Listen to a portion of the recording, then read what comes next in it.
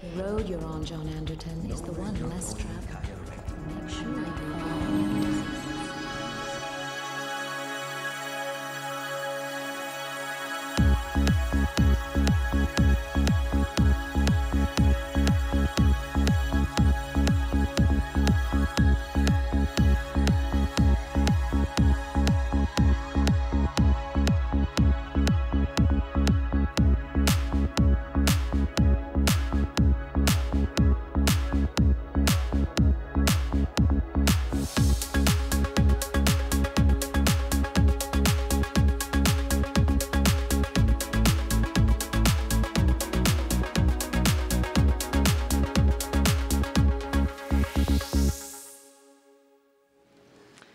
Good afternoon, everybody.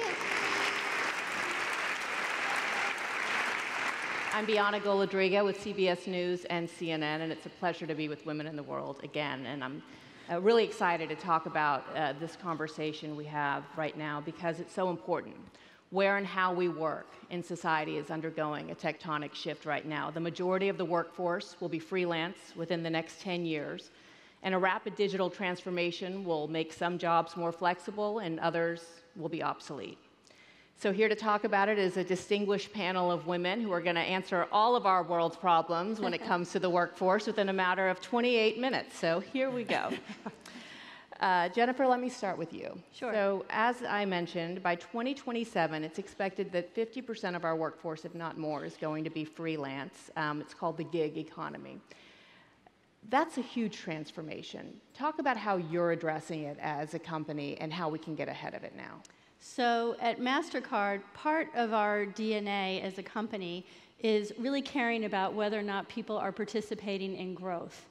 So we've been doing a lot of research in this space within North America for the past 2 years now, and specifically looking at the challenges that consumers face as they derive their income from sources like the gig economy or freelance work.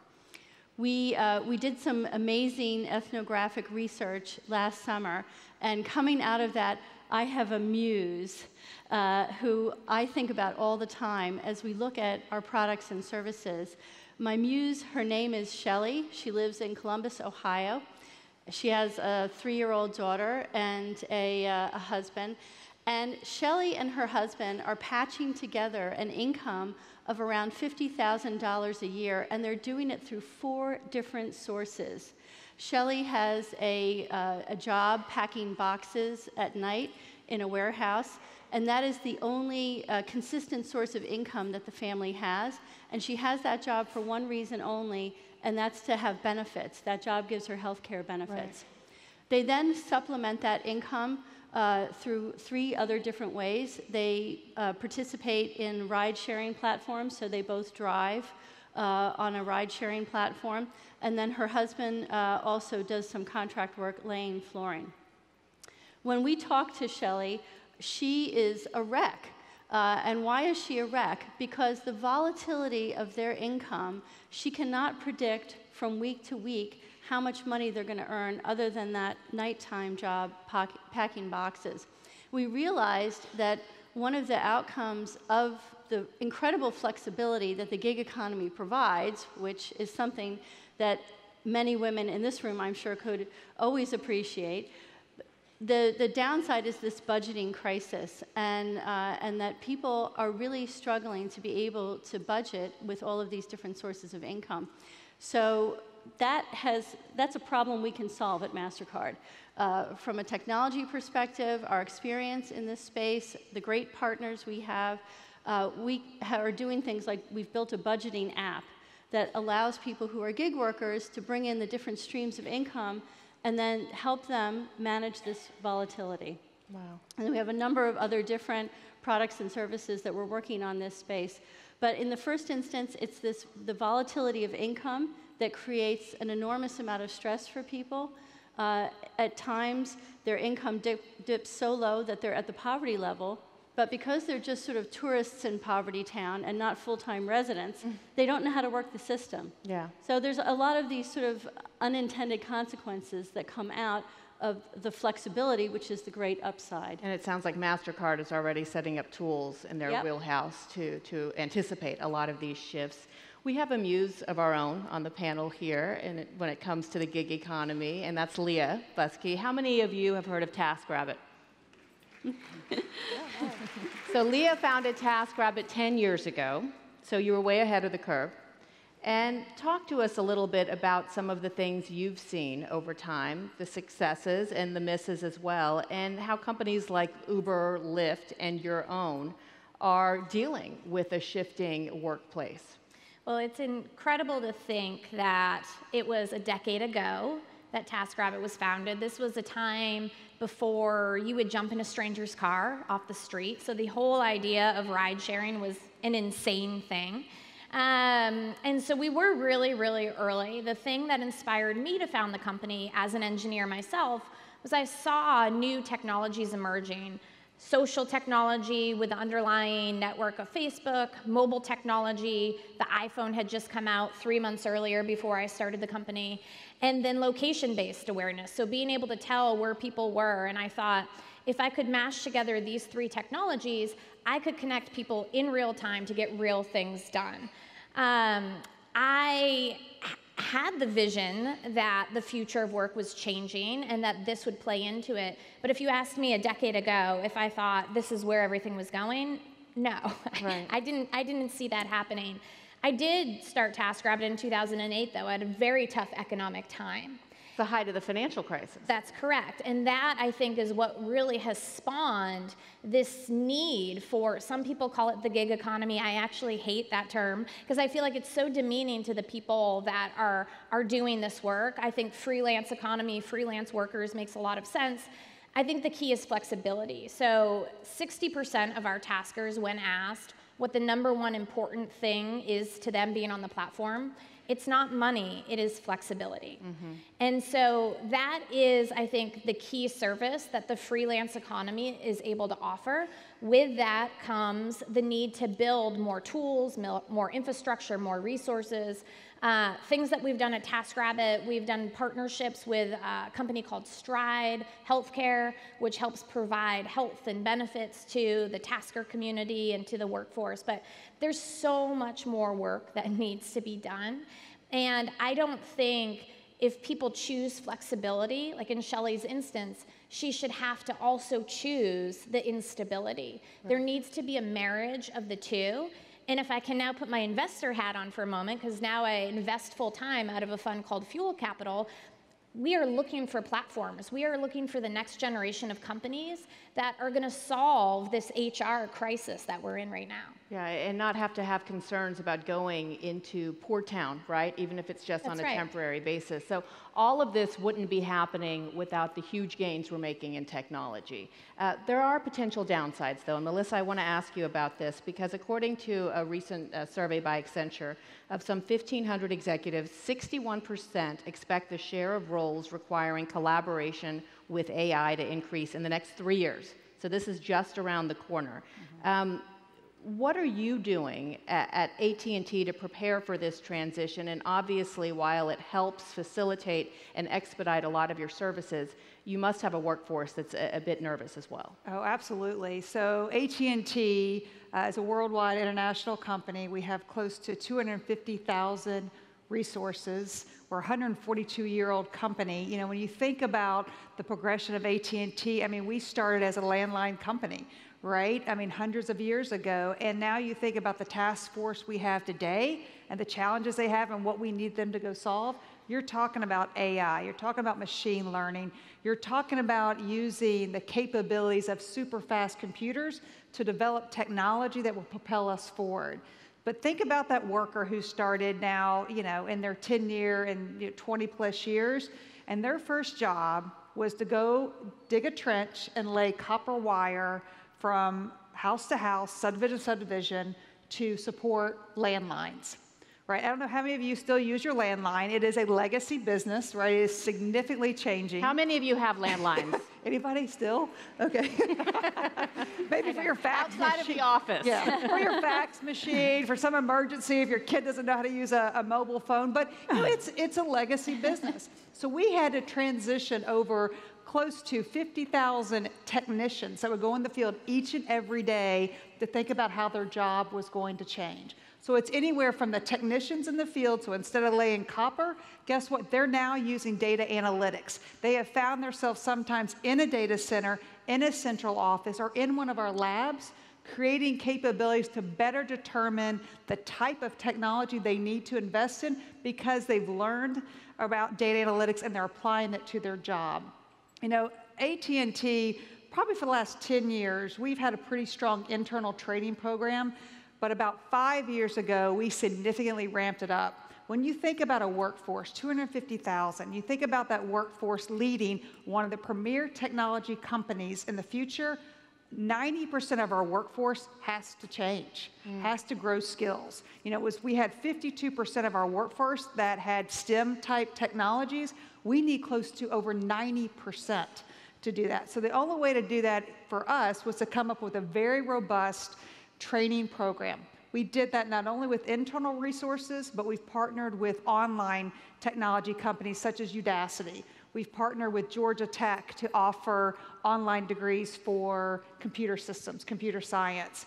And so I give, you know, a lot of credit to Randall and his leadership for understanding that technology is changing. When technology changes, it will disrupt our industry. Not only our company, but our industry. I mean, we don't believe our competitors anymore, Verizon and Sprint and T-Mo, any more than it's probably Google and Amazon, right? It's changing so quickly, so we've had to invest in our workforce. And so over the last 5 years, we've spent close to $1 billion in training for our employees. We've had over close to 2 billion online courses that have been created. And so we're starting to see the shift. And you know, I've told people, we can't hire our way out of this change, and we don't want to. We have people in our industry, in our company, that have deep technology skills, but guess what? They just need a new set of curriculum and courses to help them pivot. Yeah. And so that's what we're working on. And Dambisa, you know, striving and in playing catch up to these huge technological changes and advancements that we're seeing, and again, we're talking about a matter of years, 3 years, 10 years. Are you concerned that we are still lagging? I mean, you look at the education curriculum in this country, at some point, should we, not to bash mathematics or calculus, but instead of calculus, maybe be teaching coding to students as young as middle school age? So I think it's a fantastic question. I think what's really important is to set this debate in context. So if we look back into the 1900s, for example, at the turn of the last century, about 60% of Americans were involved in the agriculture sector. Today, the number is less than 3%. And what happened over that period is people moved out of agriculture into manufacturing, and from manufacturing into the service sector. To the extent that today in the United States, about 80% of Americans are working in the service sector, about 20% working in the manufacturing sector. The question that we face as people interested in public policy and also in economics is what is the sector that is going to absorb people, particularly if we are to see the disruption that we are expecting in terms of employment. Some of the forecasts that we are seeing suggest that 47% of Americans will be out of work because of the technological shifts that we've been talking about here today. From the perspective of government and from public policy and economists, we tend to take a very bearish, sort of more, what I would say, negative approach, because the job ultimately of government is to make sure that we're in a position to protect the average citizen if these sorts of trends were actually to manifest. So specifically to your question around whether or not we're ill-prepared, I think that the consensus, and looking across a number of metrics, the answer is unfortunately yes. I would say if you take the OECD, for example, they put out a report called the PISA report, the Program of International Student Assessment, which comes out every 3 years, where they go around the world and they test students at different ages, between 9 and 14, in mathematics, in science, and in reading. And unfortunately, what we've seen is that the United States and many other developed countries were in the top 5, number 1, 2, 3, et cetera, about a decade ago. Today, we actually see that many of those countries have slid to the bottom. They're number 28, 29 in mathematics, and that's simply not acceptable for countries such as the United States that are leading the R&D transformation, and it's critically important not just for education, but also for healthcare. So as we think about what the skill set is, and I think people in business, I myself sit on a number of corporate boards, one of our biggest challenges is recruiting talent that fits or matches with the desires and needs of the company. One of the big things that we are focused on is retooling and retraining, but that has its challenges. I often ask audiences how many people, certainly over the age of 40, are actually spending time retooling and retraining. It's a very, very big ask of individuals to do that. I can tell you, I myself am not very good at it. Right. And so the notion that we can ask people to take classes, and I think it's laudable, and I think it's critically important. I think we have to manage our expectations in that regard. Having said that, I do think areas of coding and science are important, but not all of us are scientists. I mean, I think later on we'll be talking about what sort of the sort of skill set that would be worth value in years to come. I mean, for me, I think languages are still critically important in the businesses I'm involved in. I think that the service sector has a lot of challenges, and I think we are concerned about what happens if the service sector ends up looking closer to what the manufacturing sector looks like today, which is heavily automated and closer to 20% of the workforce as opposed to 80% today. It's interesting because this is the only topic where I talk to business leaders and they're either completely bullish on the future of AI and technology in the workforce and it being a collaborative partnership, or bearish. There's no neutrality. So it'll be fascinating to see who ends up winning and losing here, and I'm hoping it's closer to... May I just add, sorry, you're absolutely right to make that point. And I think the salient point is we could all imagine an equilibrium sometime in the future where we're all living, happily, and the cost of communication and transportation has come down and we're able to have jobs that we want. It's really about the transition from where we are today to that equilibrium sometime in the future, which is very, very difficult to manage. And I think that's where the challenges really emanate from. And another challenge, Jennifer, going back to the gig economy, is security, right? So you can have women saying, I love the flexibility, but at the same time, when I work for a traditional corporate company, I have my benefits, I have my 401k, I have my allotted maternity leave. These safety guards are not necessarily in place for a lot of women who are working in the gig economy. So does it have to be an either or? Is it flexibility versus security? What can we do to get us somewhere down the middle? Well, I think Lee touched on that topic a little bit earlier in terms of what TaskRabbit is doing. But it's, it is this, right, today, without any other solutions in place, it is a trade-off. You give up a lot, and in the case of my muse, she has that part-time job packing boxes to get those benefits. There has to be some underpinning, and in order to really enjoy the flexibility that this way of working provides, it helps if you've got a partner who's got those benefits coming in, or if there's another source of income where you get those benefits. I worry not just about the healthcare benefits, but, for example, just focusing on women. What are the implications if, in fact, the majority of our workforce is on this kind of income, of women not having access to paid maternity leave? Yeah. What are the implications if the majority of our working woman population has insecurity around maternity leave? And then I think there are also some other sort of softer things that you risk losing in the process. And those are sort of important things around interacting with other people.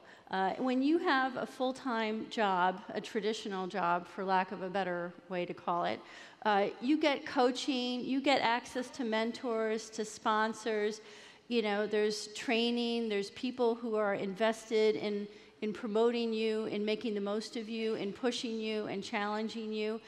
And I don't think we've figured out a way yet for women to enjoy the flexibility of what freelance work can provide and get this other stuff, right? And we've heard already yesterday and today from many women about the importance of sponsors and mentors, and where does that come from if you're in a freelance environment? Yeah, I would just add that, I think that these issues are amplified at the freelance economy level, but let's be honest, work in general is not working for women.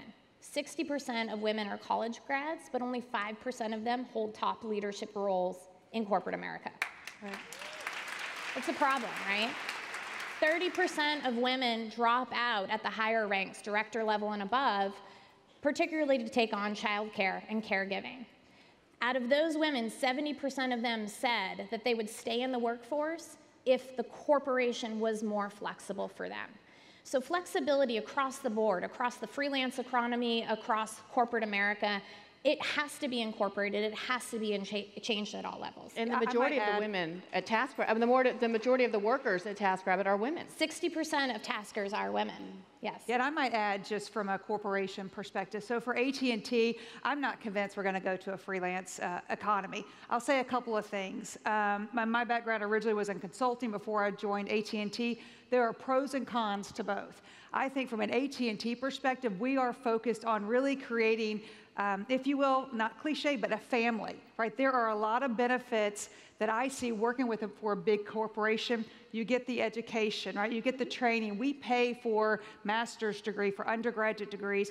You get the community, you get the collaboration, you get the face-to-face interaction. And I will say AT&T has done a great job of understanding how to support women in the workforce. So I'm one of the, I'm leading the technology and network organization, right? Do I look like I grew up in technology? Probably not.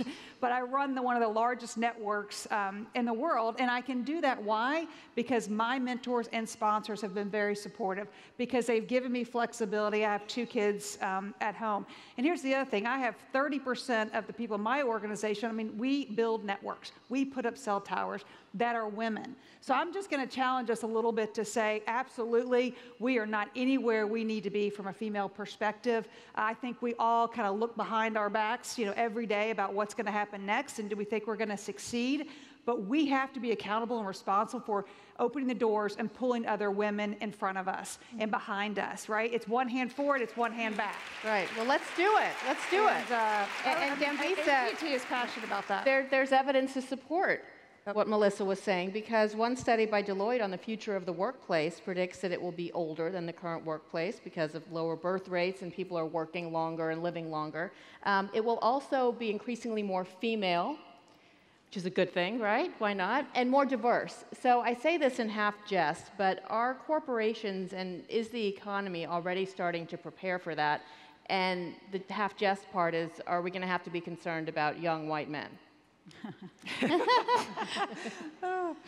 So I'll take a stab at it. You're the brave one.